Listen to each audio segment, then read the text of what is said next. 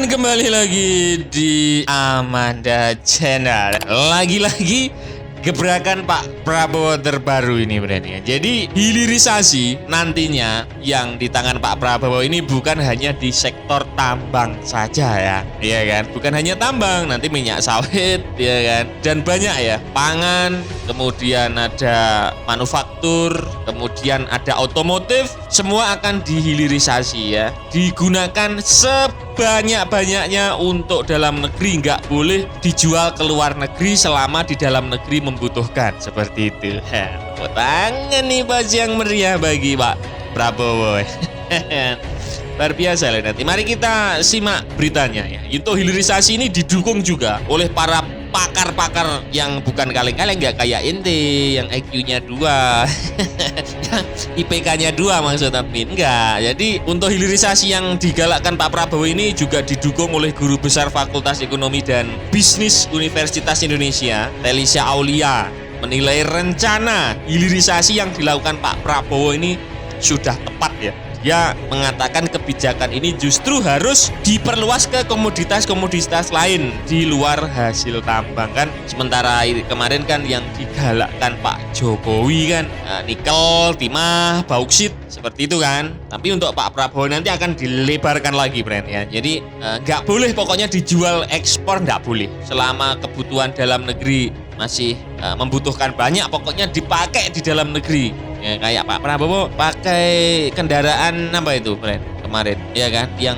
Garuda itu. Ya, itu kan juga wujud hilirisasi ya kan. Contoh kecilnya seperti itu, memakai produk dalam negeri ya kan. Nah, usut punya usut untuk kalangan ekonom mendukung langkah Presiden Prabowo Subianto untuk menggenjot hilirisasi berbagai komoditas di Indonesia. Namun kebijakan yang telah digeber sejak era Presiden Jokowi dinilai perlu sedikit dimodifikasi agar Indonesia tidak dianggap terlalu proteksionis ya. Direktur Eksekutif Center for Strategies and International Studies CSIS, Yos Rizal Damhuri, menilai pemerintah perlu mengembangkan strategi dalam hilirisasi. Dia menilai bagaimana kebijakan ini dijalankan juga amat berpengaruh pada keberhasilan mendatangkan investasi dari luar negeri. Makanya kalau yang tidak suka Pak Prabowo, makan gratis uangnya dari mana Min gitu. Sebenarnya Indonesia ini kalau kebijakannya kuat nggak ada loh yang nggak bisa, uangnya nggak bisa dicari, kayak pengolahan CPO misalkan, sawit jadi biodiesel itu menghemat uang negara 500 triliun per tahun ya kan. Jadi kita nggak impor lagi solar,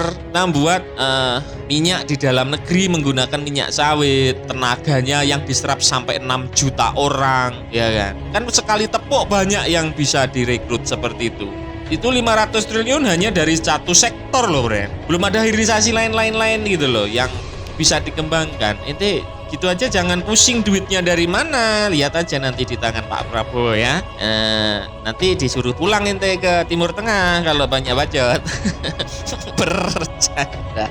Oke lah dilanjut. Dan usut punya usut, kita harus ingat saat ini globalisasi adalah keniscayaan dan ini menyebabkan hilirisasi yang harus kita bangun bukan lagi berfokus pada domestik saja. Yos Rizal menyarankan program hilirisasi dijalankan bukan hanya dengan berorientasi pada produk-produk yang diproduksi dalam negeri. Dia bilang program hilirisasi harus dibangun dengan orientasi untuk mengembangkan supply chain dan value chain di produk-produk di Indonesia. Dia menilai langkah ini bisa menjadi jalan tengah antara upaya pemerintah memberikan nilai tambah pada komoditas Indonesia yang kerap dianggap sebagai kebijakan proteksionis oleh negara lain.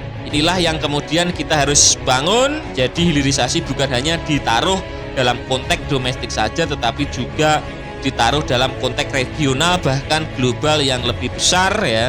Sehingga ini tentunya akan bisa meningkatkan dan mengoptimalkan berbagai tujuan yang akan dicapai hilirisasi. Nah, sebelumnya Presiden Prabowo kembali mengingatkan tentang komitmen pemerintahannya dalam menjalankan program hilirisasi. Dalam rapat Kabinet Perdana di Istana Negara, Pak Prabowo meminta para menteri untuk mengidentifikasi komoditas di Indonesia yang dapat hilirisasi. Dia meyakini hilirisasi akan menjadi kunci menciptakan kemakmuran bagi bangsa Indonesia. Itu percaya, kalau ini percaya. Memang kalau nilai tambahnya misalkan kalau sebelum dihilirisasi hanya Rp1.000, tapi setelah dihilirisasi menjadi Rp10.000 kan itu nilainya naik 10 kali lipat gitu loh, Brad, maksudnya. Iya. Sebagaimana diketahui, proyek hilirisasi di Indonesia telah dimulai dijalankan sejak masa pemerintahan Presiden Jokowi. Pemerintah Jokowi melaksanakan program ini salah satunya dengan cara melarang ekspor bahan mentah untuk komoditas nikel dan konsentrat tembaga. Nikel harus diolah di dalam negeri terlebih dahulu baru boleh diekspor ke luar negeri. Pelaksanaan kebijakan larangan ekspor nikel ini diwarnai dengan gugatan Uni Eropa ke World Trade Organization WTO terbaru. Kementerian Ketenagakerjaan Amerika menuding industri nikel Indonesia diselimuti adanya kerja paksa kepada warga negara asing dari China, dan sampai membuat Pak Menteri Energi dan Sumber Daya Mineral ISDN Bahlil Lahadalia dengan tegas membantah tudingan Amerika tersebut. Dan banyak pengamat mengatakan masih banyak komoditas lain yang dilakukan hilirisasi seperti di sektor pangan. Thailand, kata dia, dapat dijadikan rujukan mengenai kisah sukses program hilirisasi produksi pangan ini yang merujuk kepada Thailand.